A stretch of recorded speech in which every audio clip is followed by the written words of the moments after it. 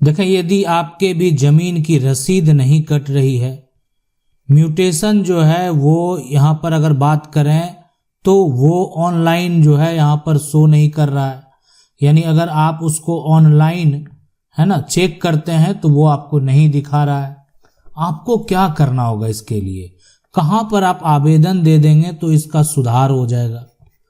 रसीद जो है अभी वर्तमान में अगर बात करें ऑफलाइन जो है वो कटना बंद हो चुका है आपका, है ना, कटना जो है वो बंद हो गया।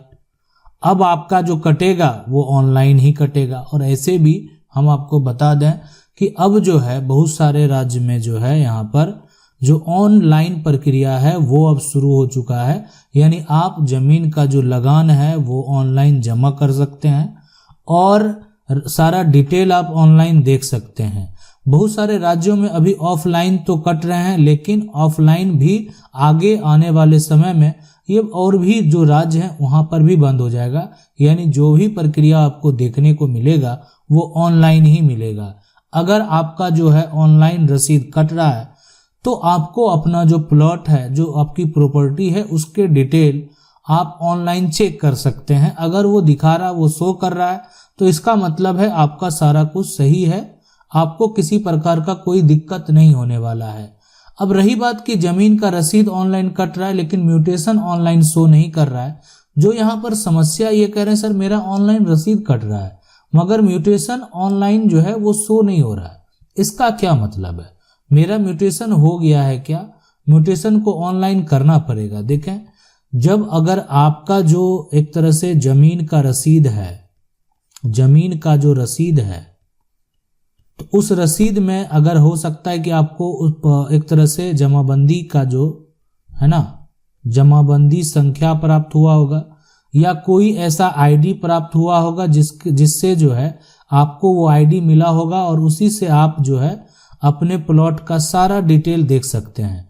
जैसे होता है क्या है कि मान लेते हैं आपके 5 प्लॉट हैं, प्लॉट का नंबर 105, 107, 1135 ये सभी आपके प्लॉट हैं, तो ये सबको एक तरह से एक यूनिक आईडी जो है एक 135 में एक तरह से डाल दिया, मतलब आपका जमाबंदी संख्या 135 है जो आप अपने एरिया से बिलोंग करते हैं और उसमें ये सारा प्लॉट दर्ज है और इस सब सारे प्लॉट का जो टैक्स है वो आप एक साथ जो है आप रसीद कटा सकते हैं, सरकार को दे सकते हैं, मतलब आप अपना टैक्स जो है आप एक साथ जमा कर सकते हैं।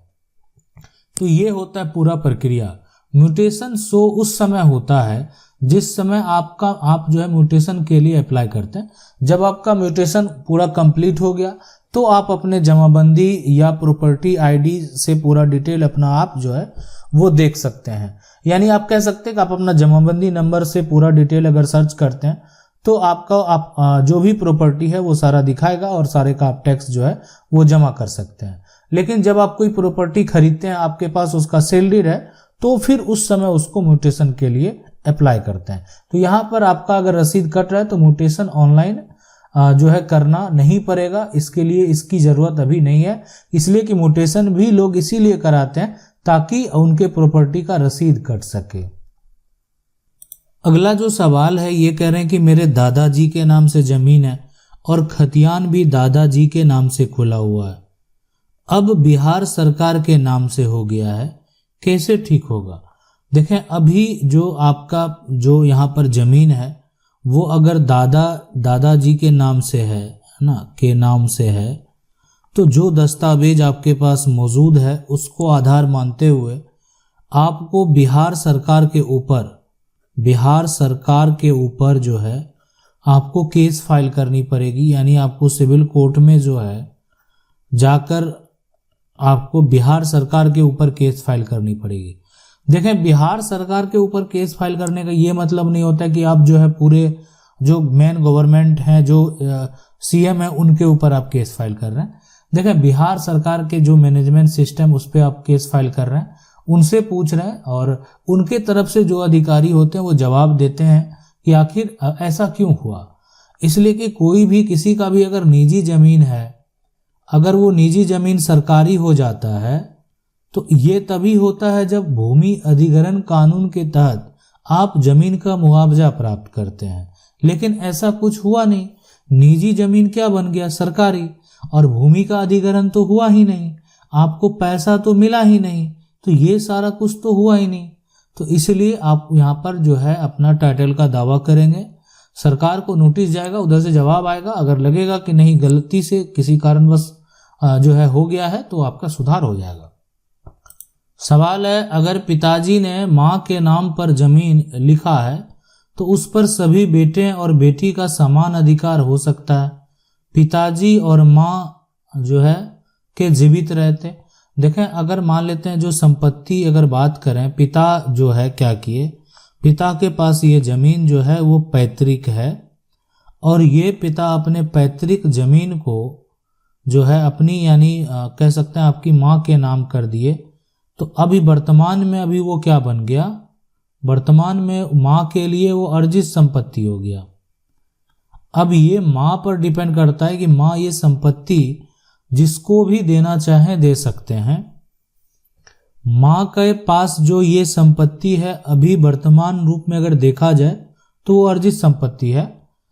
अब यहाँ पर कानूनी दावा की अगर हम बात करें तो पैतृक संपत्ति पिता को ऐसे लिखना ही वो सही नहीं है। तो इसीलिए उस केस में जब ये संपत्ति पिता का पैतृक नहीं है, माँ के नाम जो संपत्ति किया गया है वो पिता का भी अर्जित संपत्ति है, तो उस केस में किसी का भी दावा सही नहीं होगा। लेकिन अगर पिता का पैतृक संपत्ति माँ के नाम किया गया है तो आप उस पर दावा पेश कर सकते हैं। और लेकिन आपको ये साबित करना पड़ेगा कि पिता ने जो है माँ के नाम हमारी जो पैतृक संपत्ति है उसको ट्रांसफर कर दिया। सवाल है, 1965 से 2000 तक का लगान रसीद है। 2001 को डीएम के आदेश से जो है यानी मेरे नाम यहाँ पर जो है 2009 तक की 2010 का लगान रसीद भी है। खेत एक तरह से लगातार की है, क्या हम हाई कोर्ट जा सकते हैं? 2015 दाखिल खारिज जो है राजस्थान राज्य सरकार के नाम से। 2019 में सरकारी गोदाम बन चुका है। देखें, अब मान लेते हैं सरकारी जो यहाँ पर सरकारी जमीन अगर है, ठीक है, वो मान लेते हैं आपको दिया गया, जब से दिया गया। एक तो सबसे बड़ी बात है कि 1965 से 2000 तक का लगान रसीद है वो मैंने रखता है। और उसके बाद की बात है, ये लगान रसीद आपके पास प्रूफ के तौर पे है। सरकारी अगर वो ज़मीन शुरू से है, स्टार्टिंग से है, ये भी आपको देखना होगा कि 1965 का पहले का कहानी क्या है।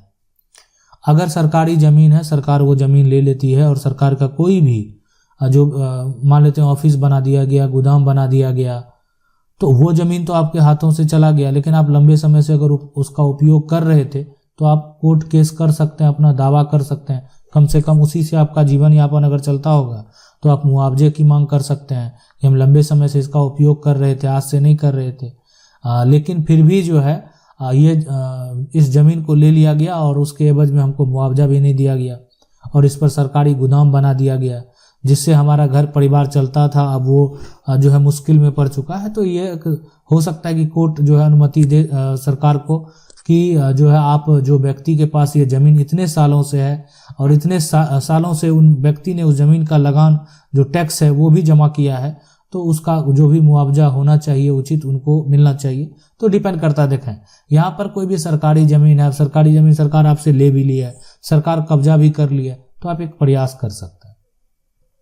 सवाल है, सर मेरा ज़मीन 25 ईयर से पट्टा है और मेरे पास से स्टाम्प से जो है यहाँ पर सुलहनामा लिखवा कर घर बनवाया और घर बनवा लिया और बोला कि मैं जो खाली ज़मीन है उसको छोड़ दूंगा, लेकिन जो ज़मीन नहीं छोड़ा और जाकर मेरे पापा पर मुकदमा दर्ज करा दिया।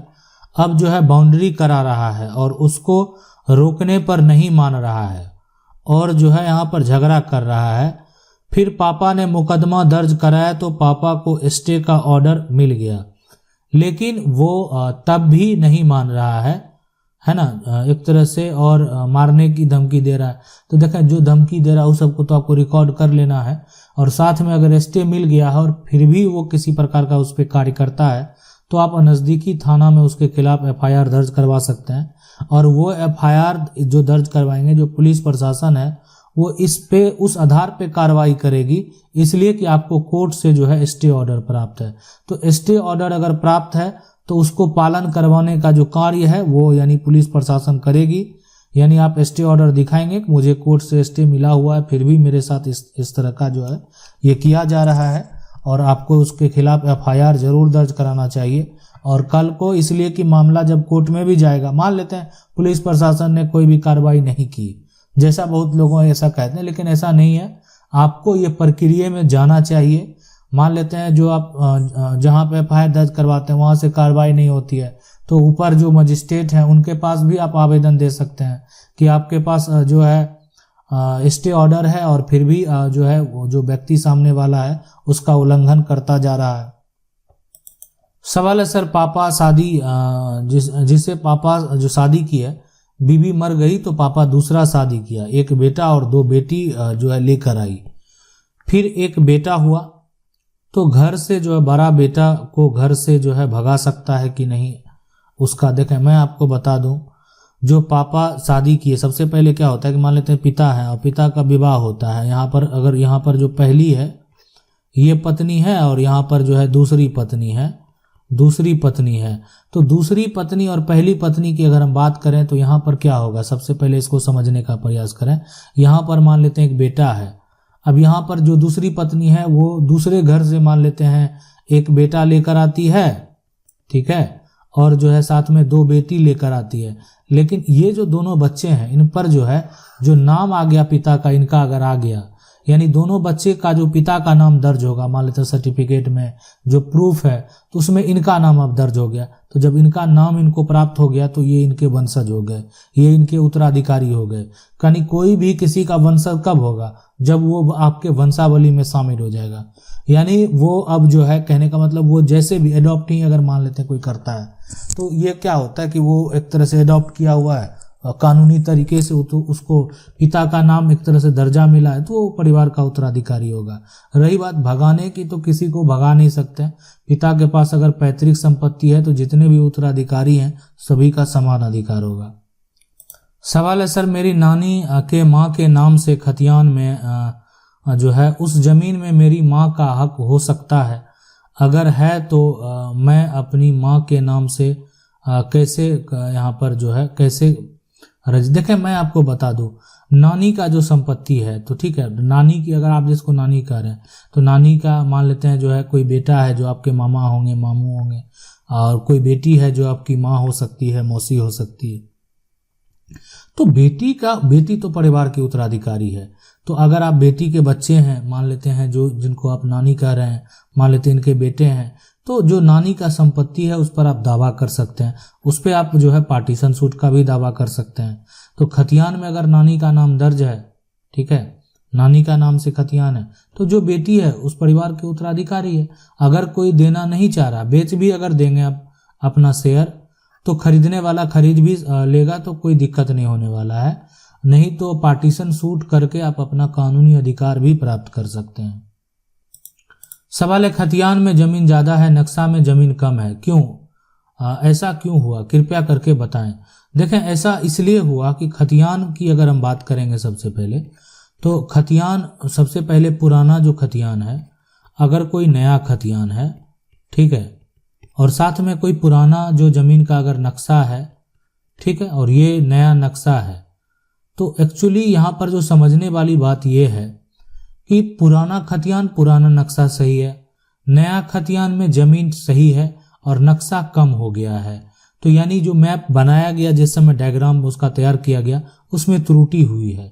तो पुराना जो आपके पास दस्तावेज है, पुराना जो आपके पास खतियान है, पुराना जो नक्शा है, उसके आधार पर आप इसका सुधार करवा सकते हैं। ये सुधार के लिए आप चाहें तो एक तरह से क्या होता है कि आप जो है ये समस्या है और ये समस्या से आपका विवाद उत्पन्न होता है, तो इस विवाद के लिए आप जो है एक तरह से इसका सुधार में आप चाहें तो सिविल कोर्ट से भी आप डिग्री प्राप्त करके जो है सुधार करवा सकते हैं। और साथ में चाहें तो जो जिला कलेक्टर हैं उनके पास भी, जो जिला अधिकारी हैं उनके पास भी जो है आप आवेदन देकर जो है इसकी सुधार करवा सकते हैं। वहां से भी अगर आपको आदेश प्राप्त हो गया तो वो आदेश मान्य है। भविष्य में जब नक्शा को अपडेट किया जाएगा तो आपका सुधार हो जाएगा। आशा करते हैं वीडियो अच्छा लगा होगा। वीडियो को लाइक जरूर कर दें। चैनल को पहली बार देख रहे हैं, सब्सक्राइब करके जो बेल आइकन है उसको जरूर दबा लें। मिलते हैं अगले वीडियो में, तब तक के लिए जय हिंद।